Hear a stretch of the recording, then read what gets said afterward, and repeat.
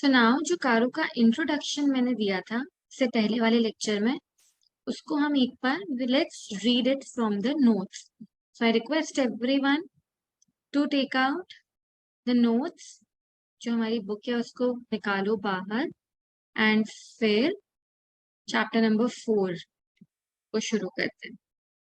Chapter number 4, companies auditor's report order. It's page number 97. Companies auditor's report order 2020 तुम्हें दिख जाएगा. 2020 के साथ तुम्हें सेक्शन 143 सेक्शन 11 दिख जाएगा, जो 25 फरवरी 2020 से लागू हो गया था, पर एमसीए ने अब नोटिफाई किया है और अब इस साल से कंपनीज को मैंडेटरी फॉलो करना है. इंट्रोडक्शन की बात करूं तो companies auditor's report order has been notified by central government की जगह हमेशा क्या आएगा, MCA, ministry of corporate affairs. ठीक है, मिनिस्ट्री ऑफ कॉर्पोरेट अफेयर्स ने नोटिफाई किया है. कौन से सेक्शन के तहत नोटिफाई किया है? सेक्शन 143 सबसेक्शन 11 में नोटिफाई किया है. क्या नोटिफाई किया है? After consultation with NFRA, national financial reporting authority, कारो ऑर्डर निकाला 2020 में और लिखा है द कारो विल अप्लाई टू, अंडरलाइन करो, every report made by the auditor. जब भी कंपनी की स्टैट्यूटरी ऑडिट रिपोर्ट बनेगी और अगर कारो एप्लीकेबल है तो वो स्टैट्यूटरी ऑडिट रिपोर्ट का पार्ट बनेगी from the financial year commencing after 2019, 1 अप्रैल 2019. ठीक है, एंड उसके बाद लिखा है कारो 143 सबसेक्शन 11 में लिखा है स्टिप्यूलेट्स दैट, मतलब ये बताता है कि ये कंडीशन देता है कि सेंट्रल गवर्नमेंट ने एनएफआरए से बातचीत कर कर ऑर्डर किया है. किस चीज का ऑर्डर किया है? To include, inclusion. किस चीज का इंक्लूजन? कि एक स्टेटमेंट इंक्लूड करो. कौन सा statement? On some specified matters. कौन से स्पेसिफाइड मैटर्स? वो 21 स्पेसिफाइड मैटर्स, लेकिन कहां पर? कहीं और नहीं, फाइनेंशियल स्टेटमेंट्स में नहीं, अपनी ऑडिट रिपोर्ट. सेंट्रल गवर्नमेंट ने ऑर्डर दिया कि अपनी ऑडिट रिपोर्ट में बाकी सारी चीजों के अलावा, बाकी सारी चीजों के अलावा, वो तो सब करना ही है, बाकी 21 पॉइंट्स पर भी रिपोर्टिंग करनी है. किसको? जिन कंपनीज पर कारो एप्लीकेबल हुआ है, specified classes of the company. और उसके अकॉर्डिंग कारो 2016 नहीं है ये, इसको 2020 कर देना. कारो 2020 was issued in 143 subsection 11 of the Companies Act, which is to be complied by every statutory auditor. Company के ऑडिटर का परम धर्म कर्तव्य है कि कारो 2020 फॉलो करना है. कारो 2020 से पहले 16 था, ये 16 गलती से लिखा है मैंने, इसको करेक्ट नहीं किया, कारो 2020 कर देना. और CARO 2020 has to be applicable by all the companies. Did you get it? यहां तक समझ आया? तो आगे बढ़ते हैं. अब आगे बढ़ू. ओके, अब कारो 2020 का अगर मैं और डिस्कशन करती हूँ तो कारो 2020 में ये लिखा है कि पूरा ऑर्डर, ये जो पूरा ऑर्डर है जो सेंट्रल गवर्नमेंट ने दिया है, जो एमसीए ने दिया है, ये पूरा ऑर्डर में डिवाइड कर सकती हूँ. ये पूरा ऑर्डर में डिवाइड कर सकती हूँ 4 पैराग्राफ में. I can divide this entire order in total 4 paragraphs. What are the 4 paragraphs? मतलब जो सेंट्रल गवर्नमेंट ने लॉन्च किया है ना कारो का ऑर्डर, वो टोटल 4 पैराग्राफ में ऐड किया है. मैं तुम्हें समझाती हूँ कैसे. टोटल 4 पैराग्राफ्स है और वो कौन कौन से 4 पैराग्राफ्स हैं? सबसे पहले पैरा 1, फिर ऑफ कोर्स पैरा 2, फिर of course para 3, and then you have para 4. Now what does this para 1 says? Para 1 says कारो किन किन कंपनीज पर एप्लीकेबल है. एप्लीकेबिलिटी ऑफ कारो 2020. कारो किन किन कंपनीज पर एप्लीकेबल है ये हम पैरा 1 पे पढ़ेंगे. सारी कंपनीज पर कारो लागू नहीं होता है, कुछ कंपनीज पर कारो लागू होता है। तो पहली चीज है कारो किन कंपनीज पर एप्लीकेबल है। पैरा 2 कहता है कि पैरा 1 वाली कंपनीज को क्या करना है। पैरा 1 वाली कंपनीज के ऑडिटर को पैरा 3 में जो पॉइंट्स दिए हैं, पैरा 3 में जो 21 रिपोर्टिंग पॉइंट्स दिए हैं जिनकी वजह से ये कारो आया है हमारी जिंदगी में, ये वो 21 पॉइंट्स है जिनको हमें पढ़ना है, उनके ऊपर रिपोर्टिंग करनी है। तो पैरा नंबर 2 को मैं कौन सा पैरा बोल सकती हूँ? पैरा नंबर 2 को मैं बोल सकती हूँ कनेक्टिव पैरा। इसमें लिखा है पैरा 1 वाली कंपनीज। पैरा 1 वाली कंपनीज मतलब जिनके ऊपर कारो एप्लीकेबल है। पैरा 1 वाली कंपनीज को क्या करना है, पैरा 3 के पॉइंट्स पर रिपोर्टिंग करनी है। पैरा 1 वाली कंपनीज को पैरा 3 वाले रिपोर्टिंग पॉइंट्स पर रिपोर्ट करना है। बेसिकली क्या हो रहा है, बेसिकली ये हो रहा है कि ये कनेक्ट कर रहा है पैराग्राफ। पैरा 1 वाली कंपनीज को पैरा 3 वाले रिपोर्टिंग पॉइंट्स पर रिपोर्टिंग करनी है। तो मैम ये है क्या, तो पैरा 2 को मैं कनेक्टिव पैरा कह सकती हूँ। This is a connective para जो लिंक कर रहा है कारो। पैरा 3 में वो 21 पॉइंट्स है जिसकी वजह से कारो आया है, the most important points of कारो। उसके अलावा पैरा 4 में क्या लिखा है, पैरा 4 इज इंटरेस्टिंग वन, छोटा सा पैराग्राफ है बट बहुत काम की बात लिखी है। और काम की बात क्या है पता है, कि अगर अगर ऊपर वाले 21 पॉइंट्स में कहीं पर भी ऑडिटर ने कोई गलती कमी निकाली है, याद करो, any qualification, reservation, adverse comment, negative comment निकाला है, तो क्या देने पड़ेंगे, रीजंस देने पड़ेंगे। Reasons to be given on every qualification, reservation, adverse comments, negative comments in कारो 2020 के 21 रिपोर्टिंग पॉइंट्स। आया समझ में चारों पैराग्राफ। ये कारो का ऑर्डर इस तरीके से सेंट्रल गवर्नमेंट ने दिया है। किस तरीके से सेंट्रल गवर्नमेंट ने दिया है, पैराग्राफ 4 में डिवाइड किया है। Para 1 is your which para? Para 1 is your applicability para. Para 2 is your connective para. Para 3 is your 21 reporting points, basic points जिस पर कारो बना है. And Para 4 is reasons to be given on every qualification, reservation, adverse comment.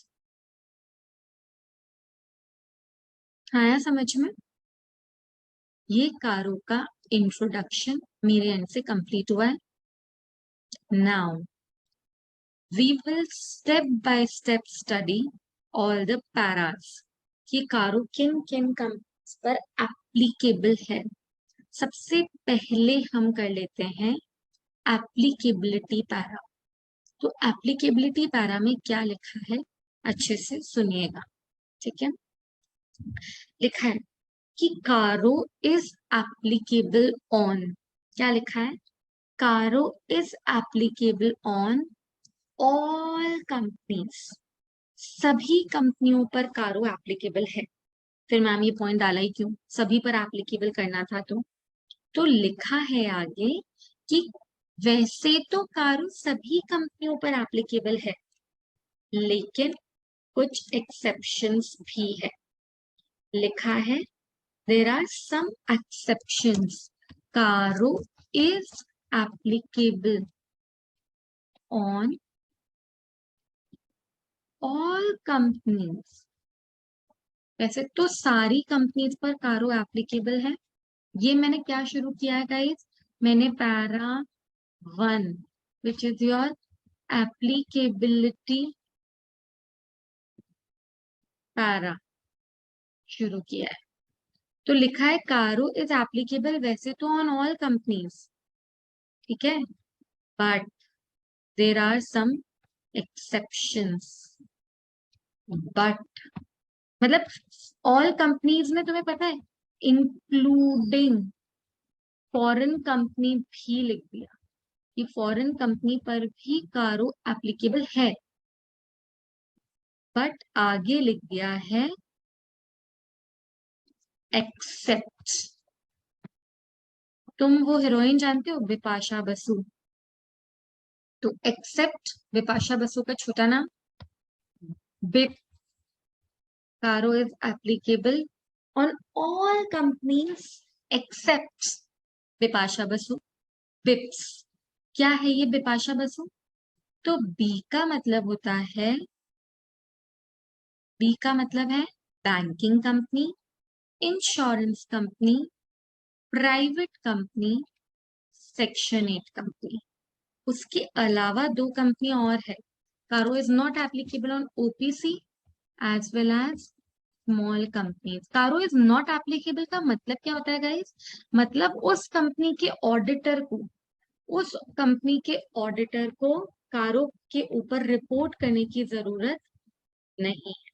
तो कारो is not applicable on, Caro is applicable on all companies except banking company defined under Banking Regulation Act, insurance company defined under Insurance Regulatory Development Act, private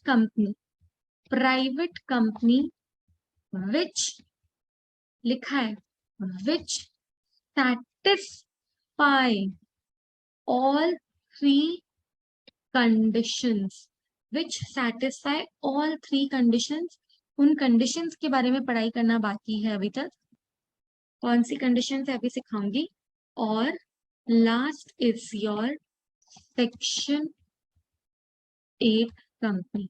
तो याद रखोगे CARO is applicable on all companies except BIPS. BIPS का मतलब क्या होता है? Banking, insurance, banking company, insurance company, private company जिसने तीनों कंडीशन सेटिस्फाई करी हैं, एंड सेक्शन 8 कंपनी। उसके अलावा ओपीसी और स्मॉल कंपनी पर भी कारो नहीं लगेगा। उसके अलावा और एक चीज है जिस पर कारो नहीं लगता है, लिखा है CARO is again not applicable on, अगर मैं ये नहीं भी लिखती तो भी बहुत अंडरस्टूड है, consolidated financial statement. Caro is not applicable on consolidated financial statements. And what do you mean by consolidated financial statements? जब होल्डिंग और सब्सिडियरीज अपनी अपनी बुक्स के अलावा अगर ये अलग नहीं होती और इकट्ठी होती, कंसोलिडेट करके, इकट्ठे करके फाइनेंशियल स्टेटमेंट्स बनाते, तो what is consolidated financial statements? Consolidated financial statements का मतलब होता है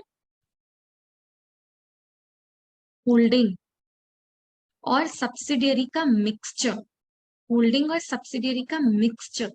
इट्स लाइक जब होल्डिंग, हर होल्डिंग कंपनी अपने सारे सब्सिडियरीज को लेकर, हर होल्डिंग कंपनी अपने सारे सब्सिडियरीज को लेकर, अपने सारे एसोसिएट कंपनीज को लेकर, अपने सारे जॉइंट वेंचर्स को लेकर जब जो स्टेटमेंट बनाती है उन्हें बोलते हैं कंसोलिडेटेड फाइनेंशियल स्टेटमेंट। कौन बनाता है? होल्डिंग कंपनी बनाती है। तो उसके ऊपर CARO of course is not applicable, CARO is not applicable on that particular thing. Right, समझ आया? ठीक है, तो कारो की applicability, did you get it? CARO is applicable on all companies except bits. और एक और चीज, होल्डिंग कंपनी जो कंसोलिडेटेड स्टेटमेंट्स बनाती है वो, और ओपीसी और स्मॉल कंपनी पर भी कारो एप्लीकेबल नहीं है। अब डिस्कस करते हैं लास्ट थिंग कि मैम वो कौन सी प्राइवेट कंपनी है जिन पर कारो एप्लीकेबल नहीं है। तो ऐसी प्राइवेट कंपनी जो तीनों कंडीशन सेटिस्फाई करती है, ऐसी प्राइवेट कंपनी, पहले मैं यहाँ पे लिखती हूँ, which is neither a holding company nor a subsidiary company, neither a holding company nor a subsidiary company. H company समझ आ जाएगा ना, या फुल फॉर्म लिखूं? होल्डिंग भी नहीं है और क्या नहीं है, सब्सिडियरी भी नहीं है। किसकी?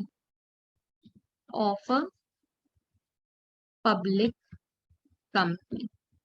वो ना तो होल्डिंग है ना सब्सिडियरी है, मतलब उसको प्राइवेट कंपनी से कोई मतलब नहीं है, उसको सॉरी उसको पब्लिक कंपनी से कोई मतलब नहीं है।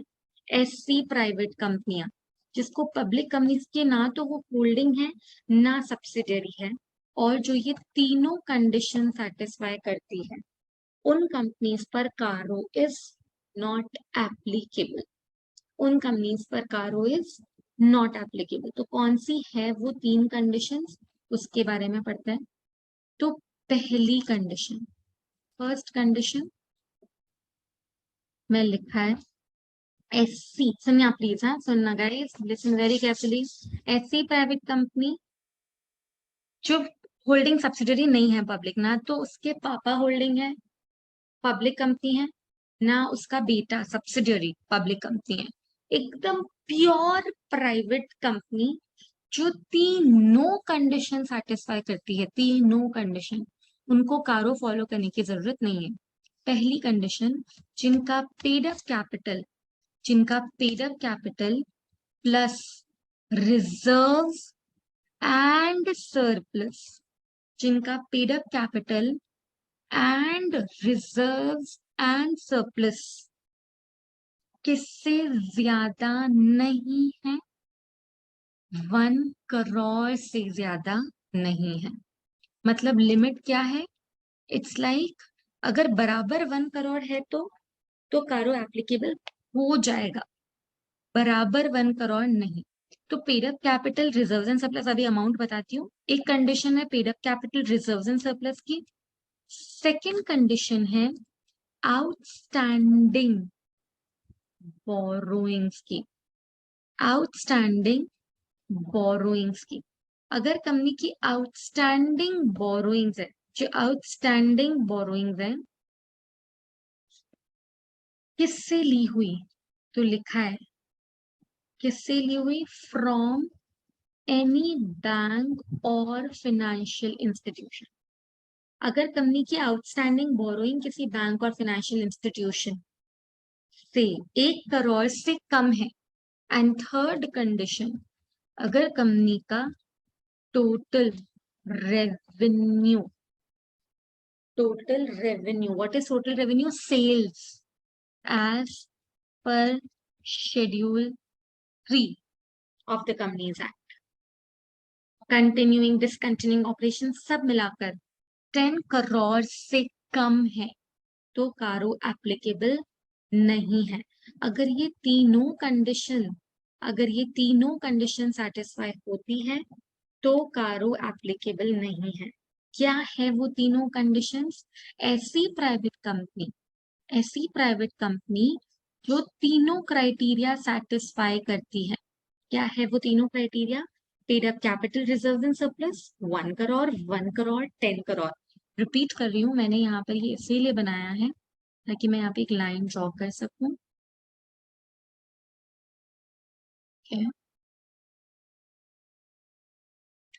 लाइन अब फिक्स नहीं हो रही है, ओके अब हो जाएगी। तो लिखा है यहाँ पर साफ साफ कि कारो किन कंपनीज पर एप्लीकेबल है, ऑल कंपनीज। किस पर एप्लीकेबल नहीं है? Banking, insurance, section 8 company, OPC, small company, और ऐसी प्राइवेट कंपनियां, ऐसी प्राइवेट कंपनियां जो तीनों कंडीशन सेटिस्फाई कर रही है। Condition number 1, condition number 2 and condition number 3। और लिमिट क्या है? Paid up capital, reserves and surplus 1 crore, again Outstanding banks and financial institutions 1 crore. Again, revenue, total revenue is 10 crore. Ma'am ये लिमिट्स कब check करनी है? ये लिमिट्स कब check करनी है?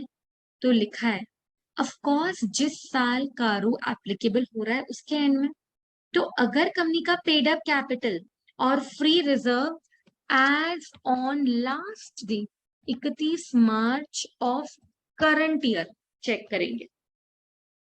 सिमिलरली टर्नओवर भी गाइस एज ऑन 31 मार्च, जिस साल कारो लगेगा उस साल ना मैम, पिछला साल क्यों नहीं देख रहे हो? पिछले साल का क्लोजिंग चेक कर लो, अगर लिमिट से ज्यादा हो तो कारो एप्लीकेबल कर देना।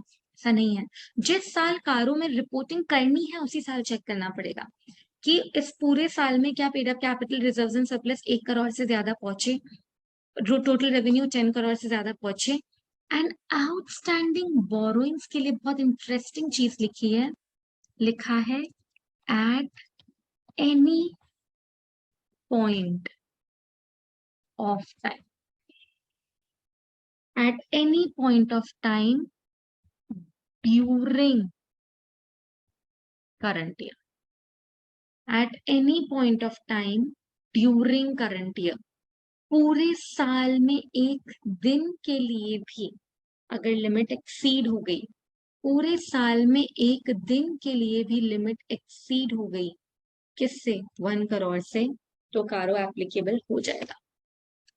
तो ऐसी प्राइवेट कंपनियां जो 3 कंडीशन सेटिस्फाई कर रही है, paid up capital reserves and surplus 1 crore, outstanding borrowings from any bank और financial institution 1 crore, similarly turnover यानी रेवेन्यू, सेल्स की बात कर रहे हैं 10 करोड़। अब देखो सेल्स तो पूरे साल का एंड चेक करेंगे। Paid up capital reserves and surplus. What do you mean by paid up capital and reserves and surplus? So here paid up capital and reserves and surplus means, listen carefully, paid up capital में equity plus preference दोनों शामिल है, reserves and surplus में capital reserves as well as free reserves सब शामिल है। Did you understand? Capital और free reserve सब शामिल है, उनका एट द ईयर एंड हम चेक करेंगे। टोटल रेवेन्यू में क्या है मैम? टोटल रेवेन्यू में है गाइस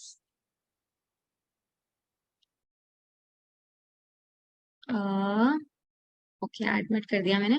टोटल रेवेन्यू मतलब टोटल टर्नओवर, टोटल रेवेन्यू मतलब कंपनी का टोटल सेल्स, टर्नओवर कहाँ से आ रहा है? फ्रॉम कंपनी जो बिजनेस कर रही है यानी कंटिन्यूइंग ऑपरेशंस, और ऐसा कोई बिजनेस जो कंपनी पहले कर रही थी उससे भी अगर अभी भी कुछ आ रहा है पैसा तो डिसकंटिन्यूइंग ऑपरेशंस भी शामिल होगा। इन दोनों में हम क्या चेक करेंगे? एज ऑन 31 मार्च। लेकिन एक ट्विस्ट है प्रोविजन में, ये है ट्विस्ट इसमें, और ये ट्विस्ट क्या कहता है कि क्या कहता है कि outstanding borrowings and loans from, सबसे पहले तो सिर्फ बैंक और फाइनेंशियल इंस्टीट्यूशन से ही कंसिडर होगा। एंड कब कंसिडर होगा? At any point of time. कब? During the current year. मतलब 1 अप्रैल को टोटल कंपनी ने लोन लिया हुआ था 20 लाख का, अप्रैल को लोन लिया हुआ था 20 लाख का। अच्छे से सुनना, इधर देखो, अप्रैल को बैंक नंबर 1 से लोन लिया हुआ था 20 लाख का, फिर मई में कंपनी ने 50 लाख का और लोन ले लिया, फिर जुलाई में कंपनी ने अगेन 50 लाख का और लोन ले लिया, ठीक है, ऐड करते गए। नवंबर में कंपनी ने 40 लाख रुपए चुका दिए, 40 लाख रुपए चुका दिए, रीपे कर दिया, और मार्च ईयर एंड के दौरान कंपनी ने और 40 लाख रुपए चुका दिए। तो साल के एंड में लोन कितना है? साल के एंड में लोन है 120 माइनस 80 40 लाख फी है। तो ऐसा लग रहा है कि मैम 1 करोड़ से कम है तो कारो एप्लीकेबल नहीं है। लेकिन चेक करो क्या eight any point of time 1 crore से बड़ा था क्या? तो हाँ बड़ा था ना। ये देखो अप्रैल मई और जुलाई का लोन हो गया 1 crore 20,000। It crossed 1 crore eight any point of time during the financial year. अगर लोन एक्सीड हो जाता है 1 करोड़ से तो साल के एंड में कितना भी हो या नहीं भी हो उसे कोई फर्क नहीं पड़ता, कारो is applicable. Did you get it? Eight any point of time consider करा जाएगा। आया समझ में यहां तक? और सिर्फ कौन सा लोन, ओनली कहां से कंसिडर करेंगे ये लोन? ओनली फ्रॉम दो जने, बैंक एंड फाइनेंशियल इंस्टीट्यूशन। कई बार स्टूडेंट्स को ये भी डाउट आता है कि मैम बैंक नंबर वन से 20 लाख लिए हैं, बैंक 2 से 20 लाख लिए हैं, बैंक 3 से 20-20 लाख लिए हैं। मैम इंडिविजुअली सबसे ऐसे लिखने की जरूरत नहीं है, चलो इस बात को इंडिविजुअली सबसे 20-20 लाख है और टोटल 6 बैंक से लोन लिया है, तो टोटल अमाउंट कितना हो गया 1 करोड़ 20 लाख, राइट? तो कारो एप्लीकेबल है। इंडिविजुअल नहीं कंसिडर करेंगे हम, एग्रीगेट तरीके से कंसिडर करेंगे, टोटल एग्रीगेट कंसिडर होगा, aggregate. Right? Did you understand this? This is your applicability of कारो। ठीक है, सेम चीज, ये तो हो गया एप्लीकेबिलिटी ऑफ कारो। अब सेम चीज अगर मैं आपको नोट से रीड कराऊं तो ये सारी चीजें ऑलरेडी लिखी ही हुई है। एप्लीकेबिलिटी पैरा हमने कंप्लीट कर लिया है। एप्लीकेबिलिटी पैरा में क्या लिखा है? It shall apply to, point number 1, every company. It shall apply to every company including a foreign company. But किन पर अप्लाई नहीं होगी? एक्सेप्ट, समझा चुकी हूँ, बिट्स, banking company, insurance company, section 8 company, लाइसेंसिएटेड कंपनी जिसे बोलते हैं, 1 person company, small company. Sections learn करने की जरूरत नहीं है कि भाई सेक्शन 5C में बैंकिंग रेगुलेशन एक्ट, नहीं नहीं, सिर्फ कंपनी का नाम और एक्ट का नाम लर्न कर लो, इनफ है। Private company which is not being a subsidiary और holding of a public company, मतलब जिसका पब्लिक कंपनी से कोई लेन देन नहीं है, वो प्राइवेट कंपनी पर कारो नहीं लगेगा अगर उस प्राइवेट कंपनी ने 3 conditions back to back satisfy करी है। 3 कंडीशंस क्या है? जिसका paid up capital and reserves and surplus. Guys यहाँ पे सिर्फ फ्री रिजर्व नहीं लिखा है, reserves and surplus means everything. ये देखो capital reserve, CRR, security premium, DRR, revaluation reserve सब शामिल है। कोई भी रिजर्व्स, कोई भी अदर रिजर्व्स भी शामिल है। कोई भी रिजर्व कैपिटल हो या फ्री हो कोई फर्क नहीं पड़ता, कोई भी तरह का सरप्लस सब जोड़ा जाएगा। फिर total borrowings which does not have total borrowings exceeding rupees 1 crore, which do not have paid up capital reserves and surplus more than rupees 1 crore। ठीक है, लेकिन ये टोटल बोरिंग से कहां से लिया है? बैंक और फाइनेंशियल इंस्टीट्यूशन। और आगे क्या लिखा है? समझा चुकी हूँ, eight any point of time during the financial, and which have total revenue, which does not have total revenue, which does not have total revenue as per schedule 3 from continuing discontinuing operation exceeding rupees 10 crores कब? during the financial year। तो कारो is not applicable. और यही चीजें आगे भी लिखी है पास में बाजू वाले पॉइंट्स में, इसका इंटरप्रिटेशन है। जैसे मैं आपको बोल रही थी ना, थोड़ा सा पीछे चला गया कारो, I am just bringing it back. Yes, so clarifications में जो बाजू वाले पॉइंट्स है, लोन सिर्फ कहां से कंसिडर होगा? बैंक और फाइनेंशियल इंस्टीट्यूशन से। कैसा लोन? कैसा भी, short term, very short term, long term, very long term, कोई ओवरड्राफ्ट है, कोई क्रेडिट फैसिलिटी है, कोई वर्किंग कैपिटल रिक्वायरमेंट है, कोई फिक्स्ड लोन है, कोई रिकरिंग लोन है, सब चीजें कंसिडर होगी इसके लिमिट में। और हर दिन का आउटस्टैंडिंग बैलेंस चेक करना है। Words use in the order are any bank और फाइनेंशियल इंस्टीट्यूशन, तो मैं समझा चुकी हूँ, उसे एग्रीगेट मैनर में कंसिडर करा जाएगा, सबका टोटल करेंगे।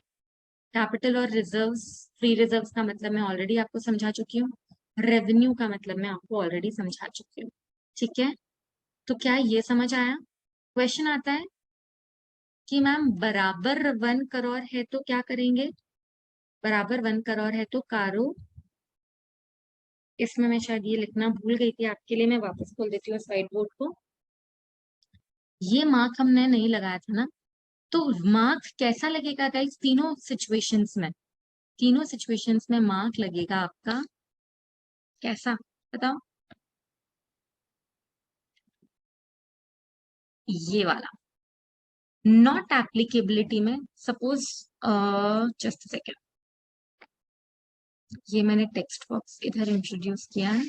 Paid up capital plus free reserve, free reserve use नहीं करना है गाइस, गलती हो जाएगी। It's reserves and surplus. किससे ज्यादा नहीं होना चाहिए? 1 करोड़। तो जो आपका मार्क लगेगा वो ऐसा, और 1 करोड़, इससे कम होना चाहिए। बराबर हुआ तो भी चलेगा, इस तरह का मार्क आएगा। टिपिकली लिखकर बताऊं?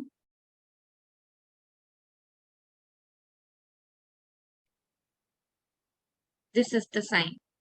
मतलब मैम अगर एग्जैक्ट 1 करोड़ हुआ तो कारो नहीं लगेगा, सिंपल। एग्जैक्ट 1 करोड़ हुआ तो कारो नहीं लगेगा। 1 करोड़ तक चलेगा सिचुएशन, 10 करोड़ तक चलेगा सिचुएशन, लेकिन जैसे ही 1 करोड़ 1 रुपया हो जाता है, कारो इज एप्लीकेबल। तो ऑडिटर के कान खड़े, और ऑडिटर को क्या करना पड़ेगा? प्रॉपरली कारो के पॉइंट्स में रिपोर्ट करना पड़ेगा। मैम कैसे, वापस समझाओ? तो ये देखो, मैं वापस स्क्रीन शेयर करती हूँ और इस लैंग्वेज को अंडरस्टैंड करो। इस लैंग्वेज में क्या लिखा है? Paid up capital reserves and surplus not more than, not more than 1 crore का मतलब क्या होता है? बराबर 1 करोड़ है तो भी चलेगा, कारो की कोई टेंशन नहीं है। जैसे ही 1 करोड़ हुआ, कारो is applicable. Similarly not more than 1 crore, यहाँ पे भी नॉट मोर देन 10 करोड़। तो इन दैट केस बराबर एग्जैक्ट 1 1 10 हुआ, कारो इज नॉट एप्लीकेबल। लेकिन द मोमेंट इट क्रॉसेस, कारो इज एप्लीकेबल। आया समझ में? This was your para number 1। Para number 2, auditors contain certain matters, तो बता चुकी हूँ। Para number 2 is a connective matter. क्या लिखा है उसमें? जो भी रिपोर्ट बनेगी, कारो एप्लीकेबल है अगर, तो टू विच का ऑर्डर अप्लाइज, तो उस ऑडिटर को क्या करना पड़ेगा? In addition to, shall in addition to, अगर कारो में, मतलब अगर कंपनी पर कारो एप्लीकेबल है, पैरा 1 वाली कंपनीज को पैरा 3 और पैरा 4, ये देखो लिखा है, पैरा 3 और पैरा 4 वाले पॉइंट्स पर सेपरेटली रिपोर्ट करना पड़ेगा। और समझा चुकी हूँ, this order is not applicable to which statements?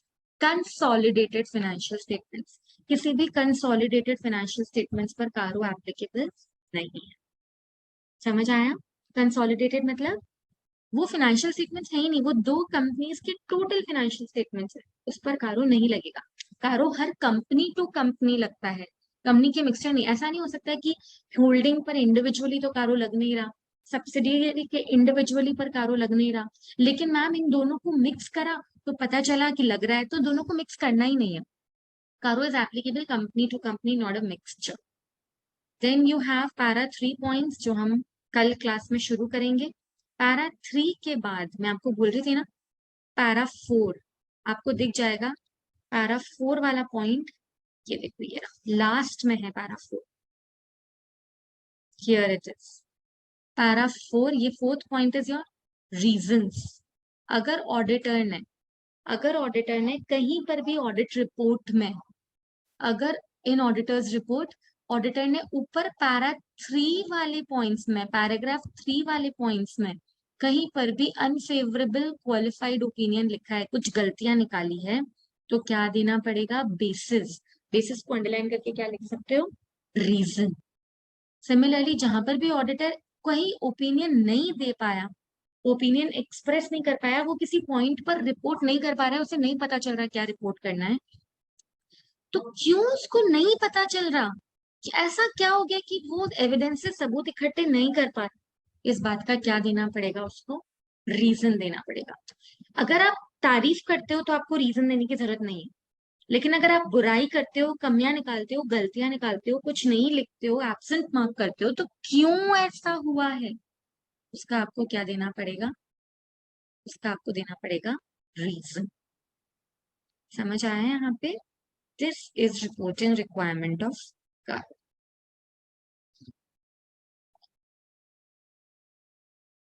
Okay,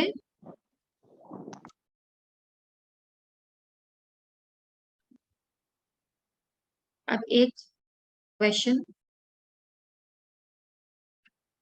I will just explain you one question private company का। I will take out a separate board, wait, एक दूसरा व्हाइट बोर्ड क्रिएट करती हूँ और एक क्वेश्चन पूछती हूँ गाइस, अच्छे से सुनना, ठीक है? एक एक्स लिमिटेड है जिसका पेड अप कैपिटल 30 लाख है, जिसका रिजर्व्स एंड सरप्लस 30 लाख है, जिसका बैंक नंबर 1 से लोन 20 है, बैंक नंबर 2 से लोन 20 है,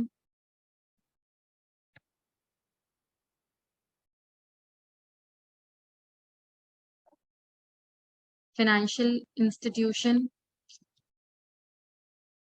नंबर 1 से लोन 20 है, फाइनेंशियल इंस्टीट्यूशन नंबर 2 से लोन 20 है, किसी कंपनी से लोन ले रखा है, सपोज वाई लिमिटेड से 20 लाख का, और जेड लिमिटेड से भी लोन ले रखा है 20 लाख का, ठीक है? फिर उसका जो टर्नओवर है, मतलब जो रेवेन्यू है,